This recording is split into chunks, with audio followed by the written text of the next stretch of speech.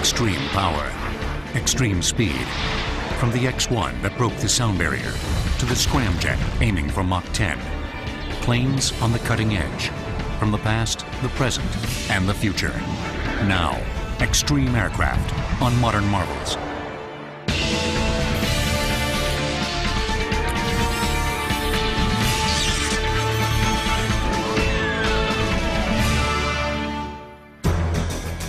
In March of 2004, a test plane mounted on a rocket carried aloft by a bomber made history at Edwards Air Force Base north of Los Angeles.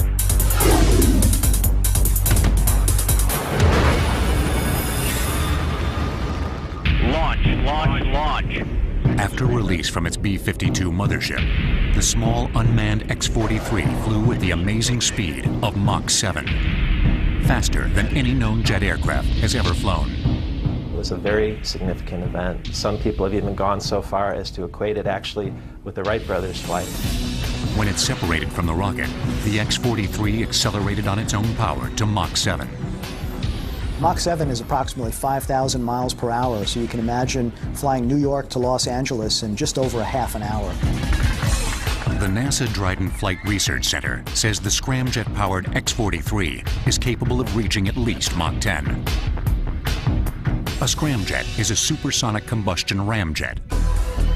The ramjet, sometimes called the flying stovepipe, is one of the simplest engine designs ever conceived, with virtually no moving parts. It's basically a hollow tube into which fuel is injected and ignited. Unlike regular jets, there are no compressor blades inside to compress the air. In a ramjet, supersonic air is slowed down to subsonic speed inside the jet engine. But in a scramjet, the air moves through the engine at supersonic speed. The X-43 vehicle has to endure some very extreme temperatures. The temperature along the leading edges of the vehicle, for example, are in excess of 3,000 degrees Fahrenheit. The front of the X-43 and the leading edges of the tail are made of carbon-carbon, a lightweight and strong composite material that can withstand extremely high temperatures. Carbon-carbon that we use is sort of a high-tech cousin to carbon fiber. It's the carbon itself is different. It's a much higher temperature. The bonding agent is much higher temperature. It's good to 3,000 degrees without degrading. It doesn't wear away. What you see is the front end of the vehicle, the tungsten nose. The very front edge is the carbon-carbon leading edge that provides the thermal protection. As you can see, there's a lot of complicated machinery and very densely packed systems inside this vehicle in order to make it work. A number of small electric motors on the aircraft are controlled by computer signals from the ground. Motors on these electric actuators move the surfaces. That's how we maintain control of the vehicle in flight. Ignition. Keeping the fuel burning inside the engine at supersonic speeds has been described as trying to keep a match lit in a hurricane.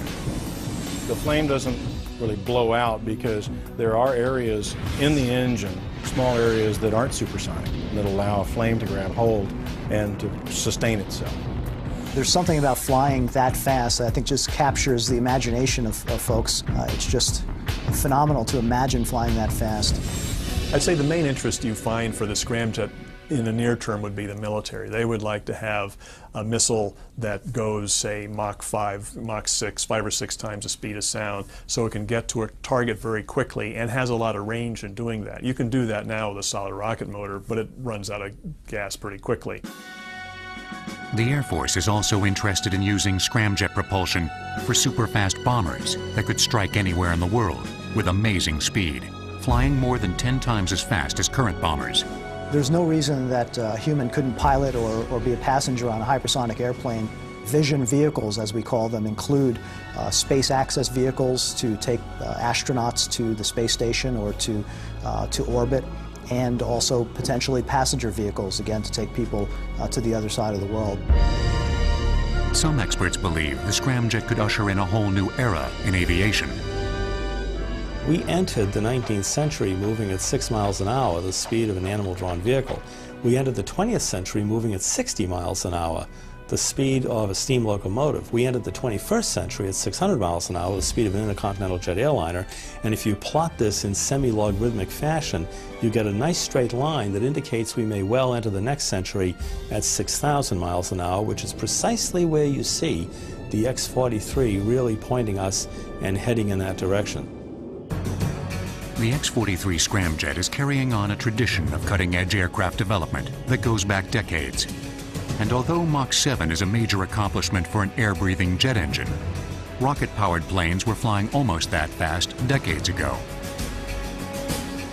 It all began with the most amazing series of extreme aircraft in aviation history. They were called the X-planes, the X standing for experimental. The very first X-plane was appropriately named the X-1.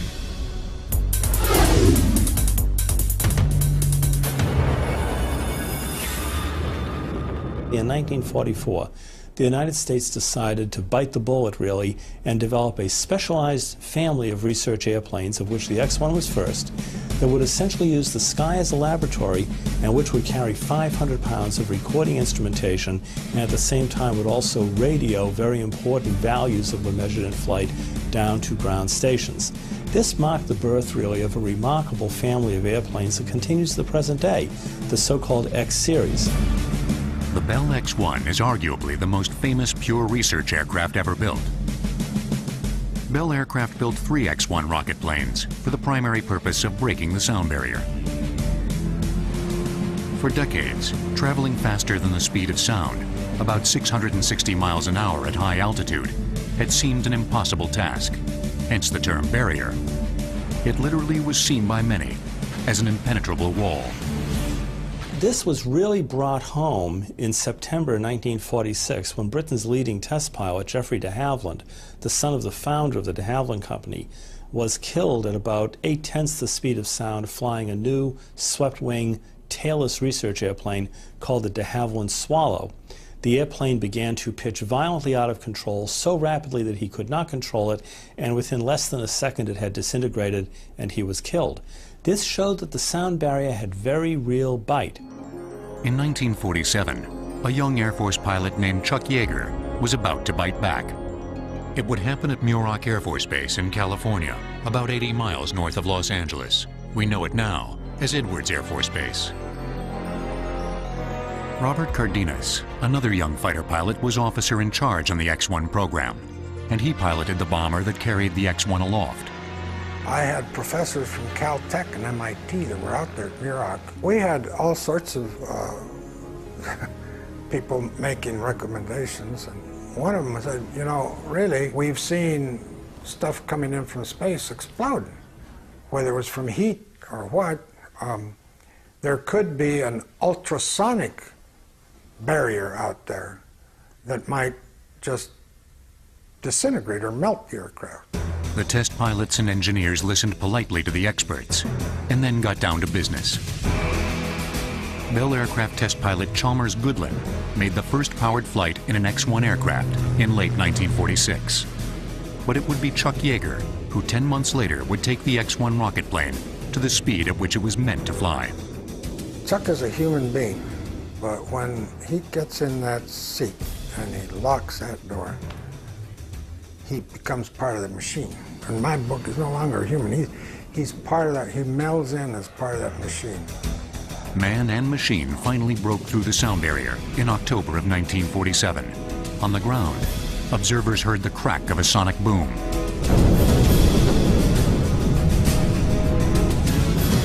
Air Force Captain Chuck Yeager and the X-1 had just launched a new era of supersonic flight. Chuck was the X-1, period. That was it. And I really don't know if anyone else could have done it. High airspeeds are described in Mach numbers, using a formula named after an Austrian physicist, Ernst Mach. The speed of sound is Mach 1, and Yeager had reached Mach 1.06 on that historic flight. Later generations of X-1 aircraft would fly twice that speed. Okay, drop it, Daddy. Drop.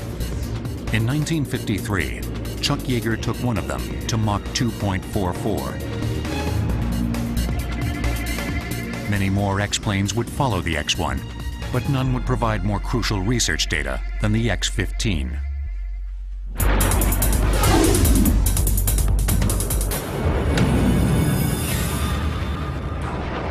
The three rocket-powered X-15 aircraft flew 199 flights from 1963 to 1967. Far beyond supersonic, these research planes ushered in the era of hypersonic flight, the term for speeds greater than Mach 5. We had a 57,000-pound thrust rocket engine that was completely throttleable, the first of its kind, and you had tremendous problems in simply making this a reliable propulsion system. Now, once we did, all speed and altitude records very quickly were eclipsed by this airplane. It went out and immediately took us in a piloted sense to Mach 4, Mach 5, Mach 6.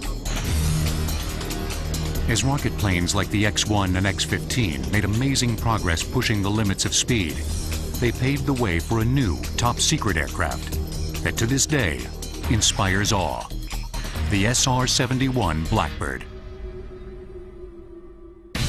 In 1967, one of the X-15 set a speed record for manned flight in a winged aircraft, exceeded only by the Space Shuttle. Extreme Aircraft will return on Modern Marvels.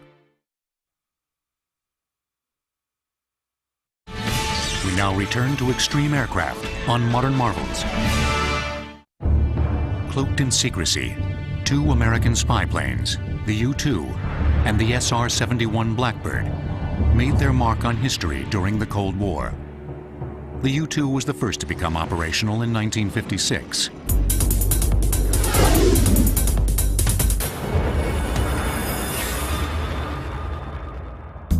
Built originally for the CIA by the Lockheed Advanced Development Projects Group, better known as the Skunk Works, the U-2 could fly higher than any aircraft in existence at the time and provided crucial intelligence on Soviet military activities.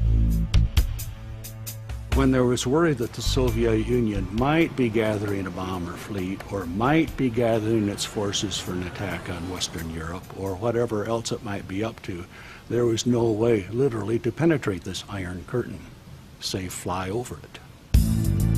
To operate at 70,000 feet and higher, the U-2's jet engine had to be virtually hand-built, with much closer tolerances to reduce air pressure losses at high altitudes. Flying long transatlantic missions alone at night, navigating only by the stars with a sextant, the U-2 pilots collected intelligence that dramatically improved America's ability to assess the Soviet threat.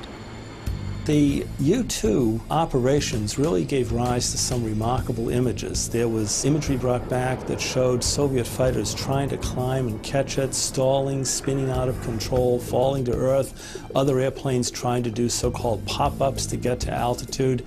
Clearly they knew we were there, but they were very frustrated at not being able to reach us with airplanes. The long, wide, straight wings of the U-2 gave the plane glider-like characteristics.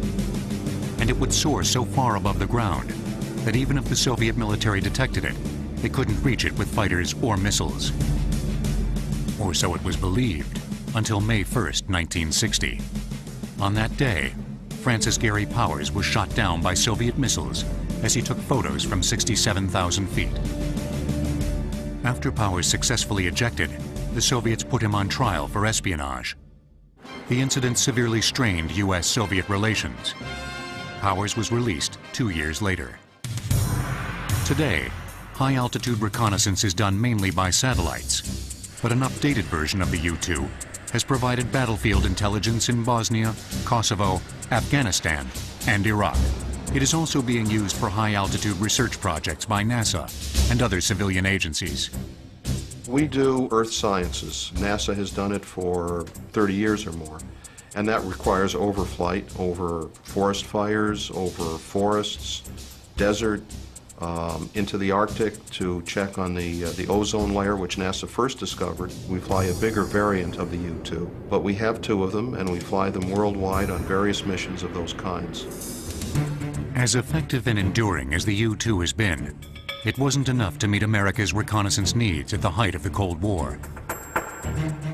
Once again, the Lockheed Skunk Works, headed by the legendary Kelly Johnson, was tapped to come up with something better. And in 1962, they outdid themselves.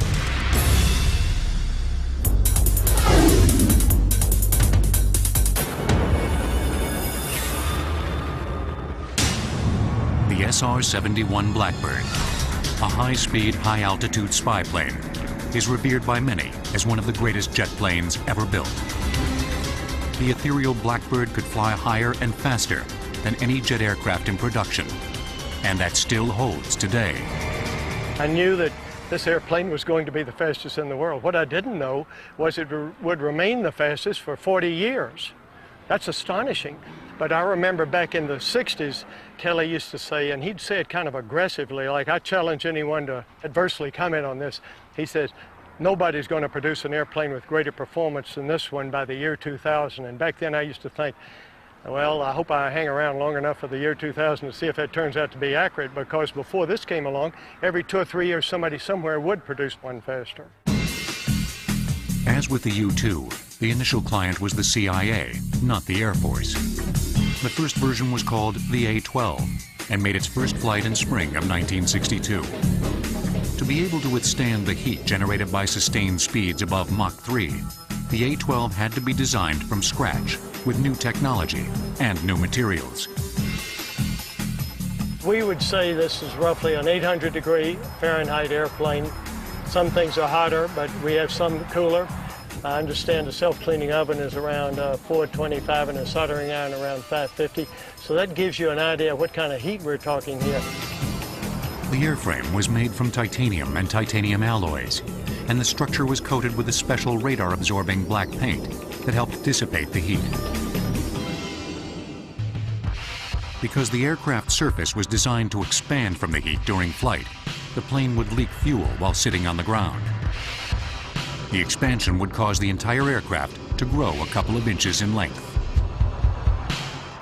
This is the ejection sequence initiator, and you're flying along and the canopy is closed, and you want to get out, so you pull this thing up. The first thing that happens is this canopy goes, and then up you go, and as you come out you turn like this, and then you're dynamic this way, and you deploy a stability chute, a small chute just for stability, and the G's may knock you out, but it won't be death concern on that. And as you're coming down you may still be unconscious, and then when you hit 15,000 feet it cuts away that baby drogue chute for stability and deploys a large 35-foot chute.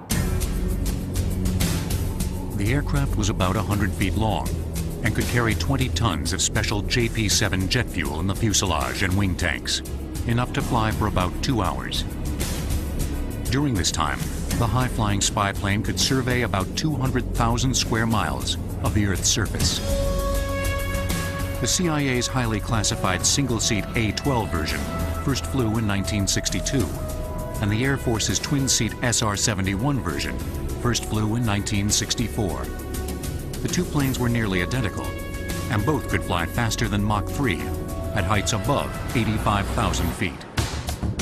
The CIA continued to fly the A-12 until 1968, when the Air Force Blackbirds, based at Edwards Air Force Base, took over the reconnaissance duties. It wasn't only the fastest and highest flying airplane of its day, it also pioneered what today is called stealth, the ability to evade detection by radar. That airplane has these very, blended shapes and sharp chines, and it's got the tails folded in and so on. And they, did not much by calculation, but a large amount by intuition and by taking it out to a radar range, sort of the equivalent of a wind tunnel for radar, with models and trying different shapes and so on. And basically, by the time you saw the thing on radar going at Mach 3, it was gone. But now the Blackbird really is gone. The military mothballed the SR-71 fleet in 1990, claiming satellites could do the job better. 2 of the Blackbirds were temporarily reactivated in 1995. Before there ever was an SR-71 Blackbird, another, even more futuristic-looking aircraft was being tested at Muroc. And this one was so far ahead of its time, it would have to wait decades before aviation technology caught up with it. In 1974, an SR-71 Blackbird flew from New York to London in a record 1 hour, 54 minutes, and 56 seconds. Extreme Aircraft will return on Modern Marvels.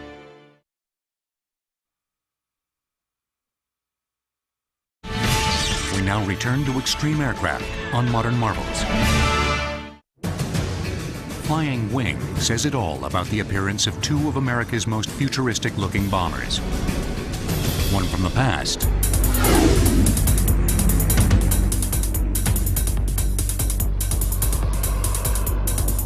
and one from the present.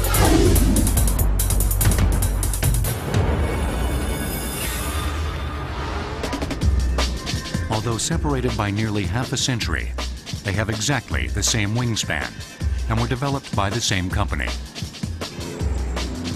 The original Northrop Flying Wing bomber first flew in 1946. Its contemporary counterpart, the B-2, had its first flight in 1989 and will probably still be flying decades from now.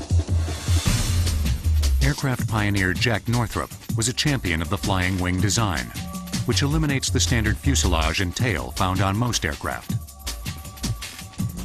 Northrop, who was a consummate master of aircraft design, the most important designer of the interwar period in the United States, not just because of his flying wings, but because he's taking all the cutting-edge developments in high-speed aerodynamics and streamlining, and he's putting this together.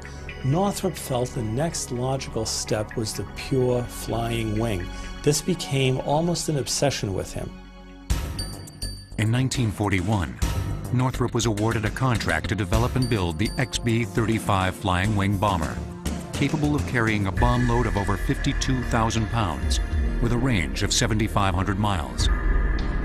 World War II was over by the time the XB-35 first took to the air in 1946, powered by 4 piston engines. The following year, the YB-49 flying wing with 8 jet engines made its first flight. Air Force Major Robert Cardenas, the officer in charge of the X-1 project, was also chief test pilot for the YB-49 flying wing. Because of the plane's unconventional flight characteristics, Cardenas was nearly killed when he tried to put the flying wing into a stall during testing. When you start slowing down, there's one point at which the airflow over the wing ceases to create lift and you quit flying. And it shudders and it shakes. That's a stall. But I was waiting for the shudder, and instead of that, it just gave kind of a lurch and it went over backwards and started tumbling backwards. So I reached up and I hit the left throttle full power on the left side. Even though it was tumbling, this side went up, tumbling it over into more of an inverted spin, and I could get out of that. Although Northrop insisted the flying wing couldn't possibly tumble, Bob Cardenas knew it could. And he warned his good friend Glenn Edwards, another test pilot, about the problem. Cardenas was apparently proven right by a tragic accident in 1948 that killed Captain Edwards.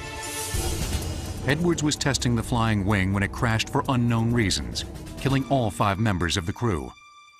I think they were stall entry maneuvers, and maybe they entered it at a little higher speed than I did, because on that first lurch where it goes over backwards, the load is on the wing like this kind of a load, and that's what broke off. The wings broke off outboard of the jet engines. The last thing Edwards wrote on his notepad indicates he may have put the airplane into a stall, in spite of the advice he got from Bob Cardenas. One of the things that they had found was one knee pad card, which said stall entry maneuvers. The accident would change Muroc Air Force Base forever. It was renamed Edwards Air Force Base in honor of Cardenas's friend and fellow test pilot.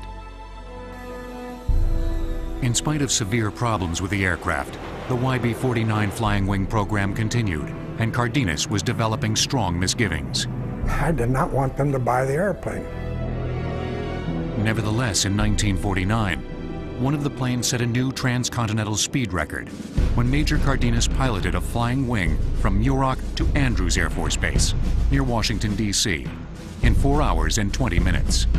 President Truman was there and was favorably impressed. Truman came up in the cockpit and he looked around. He was a pretty crusty old guy. He used a little more foul language than I'm going to say. He said it looked pretty goddamn good to him. He said he's going to buy some. I bit my tongue. Then down on the ground, he turned to the Chief of the Air Force and he said, why don't you have this young whippersnapper fly this down Pennsylvania Avenue? rooftop level. I want people to see what I'm going to buy. So I did. I slowed down. I slowed down to about 300, 350 knots.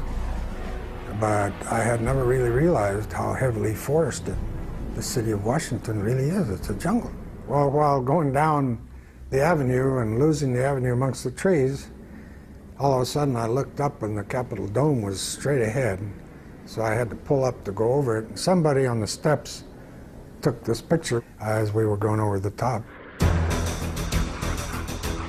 The ill-fated trip back to Muroc would help bring the troubled Flying Wing project to an end.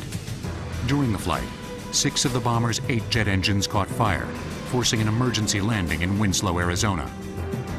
Later that year, the Air Force's order for 30 Flying Wing bombers was canceled. But the Northrop Company wasn't finished with the Flying Wing idea. By 1981, aviation technology had changed dramatically, with electronic fly-by-wire controls making a Flying Wing design much more feasible. Fly-by-wire is basically computer controlled. There's no hydraulic or cable linkage to the controls. The computer is monitoring what you want it to do and adjusts the flight controls in accordance with what you're asking the airplane to do. Northrop Grumman won a contract to build the Air Force a new bomber that would use Jack Northrop's Flying Wing concept. Apparently, Jack Northrop got the dimensions right the first time. The new Flying Wing, called the B-2, would have exactly the same 172-foot wingspan as the old Flying Wing. The build of that wing was a very, very challenging activity for us. The team overcame day in and day out. We used to call it an invention a day to get us through the day. And it's probably as exciting a time as you'd ever come across. It's a very highly integrated aircraft, very complicated, very complex. She's a very smart aircraft. Once she's all put together, you can't do anything to her you're not supposed to. She'll let you know. Jack Northrop, who was still very alert and very much interested in flight, had the chance, shortly before he died, to learn about the existence of the B-2 program. And he was very touched. And he said now he knew why God had let him live as long as he had. The B-2 stealth bomber was first revealed to the public in 1988, when it was rolled out of its hangar at the Air Force's Plant 42. To many, it signified that the Flying Wing design had finally become a successful bomber. To me, it was a vindication for Glenn's death. My work and his death were not in vain. We did accomplish something. We didn't do it, but somebody accomplished the final act of making a system like that. The B-2's first flight came the following year, with test pilot Bruce Hines at the controls. When Bruce Hines was going to fly it, they asked me to talk to him. I told him, I can't tell you anything. It's a different airplane. Just one thing, Bruce, don't stall the airplane. And so after he flew it, I said, Bruce, did you try stalling him? He said, Bob, the damn thing won't let you. It won't let you stall it. The first production B-2 was delivered to the Air Force in 1993. The 69-foot-long bombers are powered by 4 jet engines and carry 2 pilots. They're designed to carry 40,000 pounds of conventional or nuclear bombs and can fly at altitudes up to 50,000 feet. B-2s are subsonic, which means their top speed is just under the speed of sound. The fleet of 21 B-2s based at Whiteman Air Force Base in Missouri first proved itself in combat in Kosovo, where B-2s destroyed more than 30% of Serbian targets in 8 weeks by flying non-stop missions from Missouri to Kosovo and back. The B-2 is much more technically sophisticated than America's other long-range bombers, the B-52 and the B-1. The B-1 as well as the B-52 are not stealthy platforms. Only the B-2 bomber can penetrate heavily defended airspace, fly for thousands of miles undetected, carrying a huge load of weapons, deliver those weapons precisely, and get out of that area without being detected. Jack Northrop would be more than proud, and proud of the people every bit as much as he's proud of what the people have done with the technology, and certainly some of the very basic vision that he had years and years ago. With the B-2, the U.S. Air Force unquestionably has the most modern bomber in the skies. Now, they need a fighter to match. Enter the F/A-22 Raptor. In Operation Enduring Freedom, the B-2 flew a 44-hour mission with mid-air refueling from Missouri to Afghanistan to an air base at Diego Garcia in the Indian Ocean. Extreme Aircraft will return on Modern Marvels.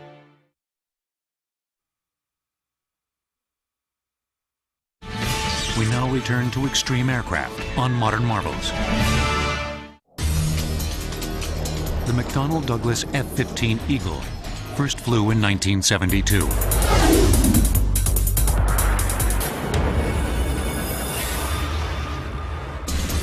And reigned unchallenged for decades as the world's premier air superiority fighter.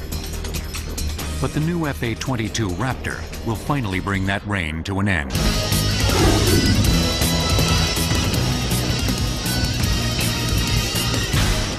Both the F-15 and the Raptor fly and climb faster than conventional jet fighters. This enables them to dominate air-to-air battles with enemy planes, which means they can deny the skies to the enemy. Hence the term air superiority fighter. The goal in developing a fighter airplane is really to make certain that you can totally, overwhelmingly dominate the opponent. If you look at the F-15, it became America's most successful air combat fighter. Indeed, you can argue historically it's the most successful air combat fighter of all time because it has never been shot down in air-to-air combat while shooting down close to 200 opponents in air-to-air combat. In 1975, 20 F-15 Eagles were modified to make them even faster. Called Streak Eagles, they set several time-to-climb records that still stand. But the new F/A-22 Raptor is expected to break those records and bring new meaning to the term air superiority.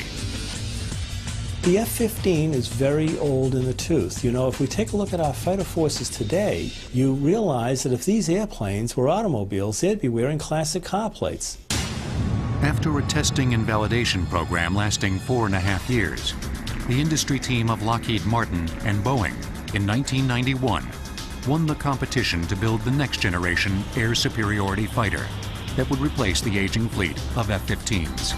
It capitalizes on a number of technological revolutions, and this enables us to get first look at an opponent, first shot at that opponent, and first kill, where we are literally moving out of the fight before the enemy realizes they're being attacked. You can detect him, you can fire a missile on him, and he'll almost blow up before he even knows you're there. So it's not that you're undetectable, but by the time he does detect you, you already have such an offensive advantage on him that it's really not even a competition. The production version of the F-22 design, now called the Raptor, first flew in 1997.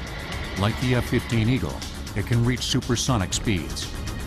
But the Raptor can cruise without using fuel-hungry afterburners, giving an enemy less time to engage it. The F/A-22 is also easier to fly. An Air Force pilot who was training to fly the F/A-22 told a bunch of reporters recently on the trip that I took that traditionally a pilot had to spend about 85–90% of his or her brain power just to attain a situational awareness, just to take the information from each of his sensors and understand what they were telling him. He says with the F/A-22 Raptor, that situational awareness is almost instantaneous, so he has most of his brain power left to devise how he's going to attack a certain target or how he's going to evade something, that type of thing. So that's a real significant difference. Another capability that gives the Raptor an edge is thrust vectoring, a system that allows the blast of hot gases coming out of the engine to be pointed in different directions. This allows the aircraft to change direction much more rapidly than conventionally powered fighters. Thrust vectoring was pioneered on the X-31, a NASA research plane built by Rockwell. The X-31 put on a dazzling display of thrust vectoring capabilities at the Paris Air Show in 1995. Most people at the air show in Paris when they first saw that thought the airplane was going to crash. And then it just flies right on out and goes and does another maneuver. These people had never seen it, were just in awe. The X-31 helped pave the way for the F/A-22 Raptor's use of the thrust vectoring concept.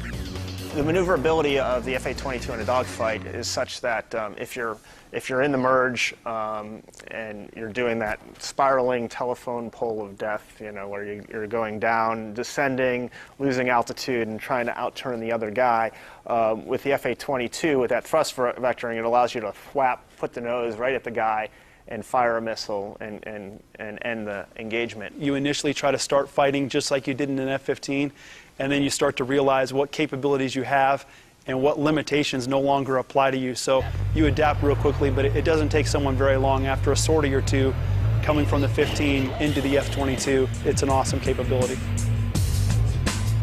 The Fa-22 is also stealthier than any other jet fighter, including the F-117 stealth fighter, which represents an older generation of stealth technology. That's not very stealthy, right? But head on, you don't see much of the jet, and you don't have anything hanging on the wings to give your signature away. And so we like to say, beware of Raptors with open doors. You know, when the doors are open, that means that you're shooting something, and the doors open quick, shoot something and close before a radar signature gets transmitted back to the enemy. 'Cause even when the doors open, now suddenly you have sharp corners and weird angles, and that can reflect radar back in a direction you don't want to. The Air Force plans to eventually purchase 339 Raptors, and production of the aircraft is scheduled to continue to 2013. The Fa-22 is an Air Force pilot's dream. But there are planes on the horizon that may be more like a pilot's nightmare, because these aircraft have no pilots. The F-15 Eagle can climb at more than 40,000 feet per minute. That's sea level to the top of Mount Everest in 45 seconds.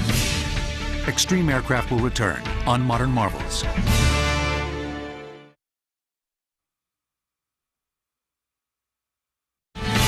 We now return to Extreme Aircraft on Modern Marvels. The Global Hawk spy plane points the way to what some believe will be a pilotless future.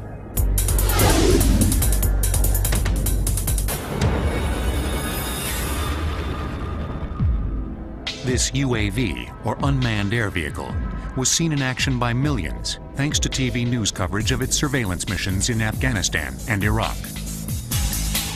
The Global Hawk can conduct effective surveillance over an area the size of Illinois in just 24 hours.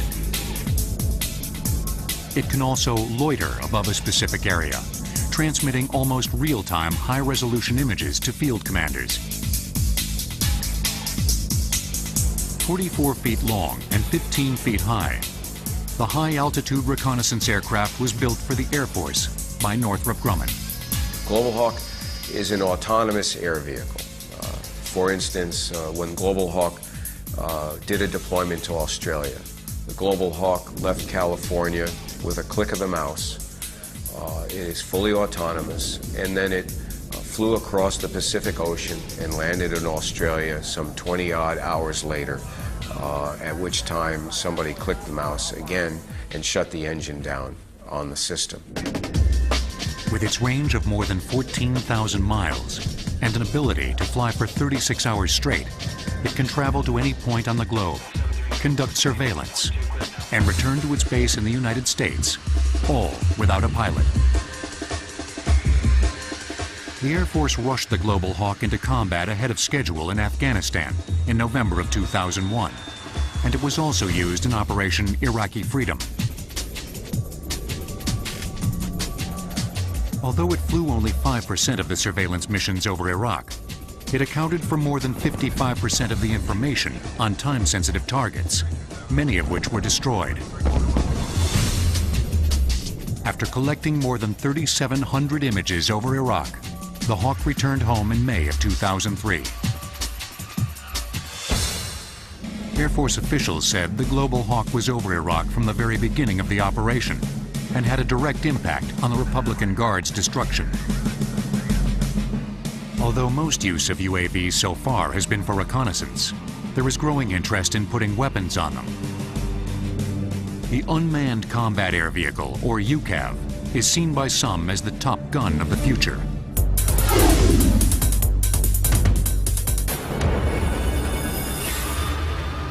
One of the most dramatic first uses of an armed unmanned aircraft in combat came during Operation Iraqi Freedom, when Predator reconnaissance drones were outfitted with Hellfire missiles.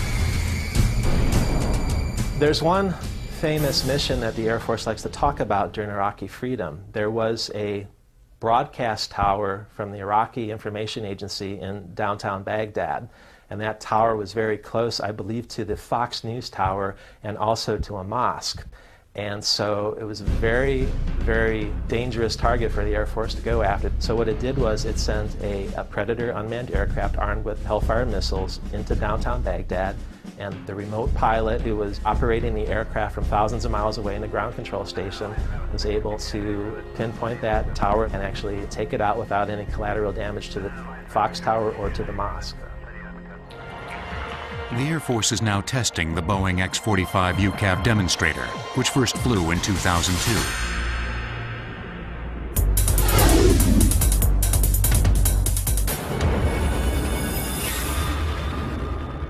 The X-45 is the first unmanned aircraft that has been designed from its inception to be a combat vehicle. Mark impact. A larger version, the X-45C, is the precursor of Air Force UCAVs that will become operational in 2010. The X-45C will be nearly 40 feet long, with a wingspan of nearly 50 feet. It will be able to carry 8 GPS-guided bombs, weighing 250 pounds each in its internal weapons bays.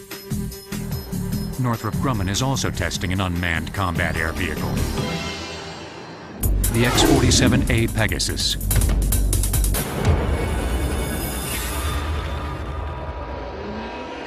It was designed as a flight demonstrator for the X-47B that could be used by the Navy. Pegasus was our UCAV demonstrator. It was a company-funded investment. The way we approached the Pegasus was basically to demonstrate that, in fact, you could take an unmanned combat air vehicle and land it on the deck of an aircraft carrier.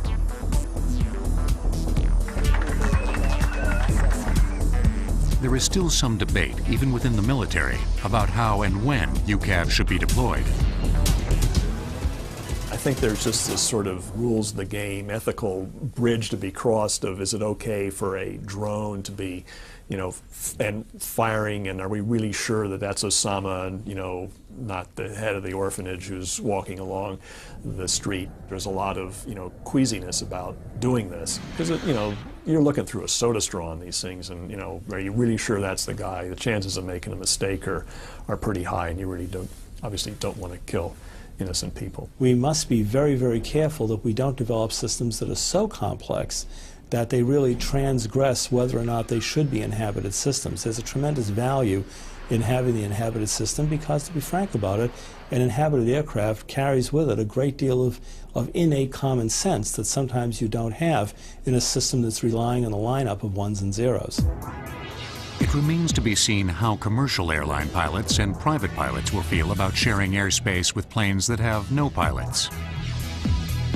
Years ago, if any one of us got into an elevator, there was an operator, an attendant inside the elevator. Today, I certainly don't see that person in the elevator anymore. You get at many airports today, and you want to get to another terminal. You get on an unmanned train, and we accept that. It's normal. That's going to take place with UAVs for sure.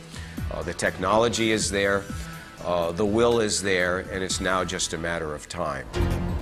As aircraft technology continues its flight into the future, exciting possibilities are opening up that could change our lives and bring the world closer together, just as the jet age did. The challenge for us today is to capitalize on some of these new technologies, and if we seize on that, we will indeed have, I think, a high-speed future. But if we do not, that future will be in the hands of other people. America's very first jet, the P-59 Aerocomet, took off and flew into the future more than 60 years ago. It was a dramatic new concept at the time, but it soon became commonplace and unremarkable. Perhaps 60 years from now, combat jets without pilots and scramjets that fly at Mach 10 will be considered commonplace and unremarkable too. Nevertheless, there will always be some aircraft defined by the term extreme.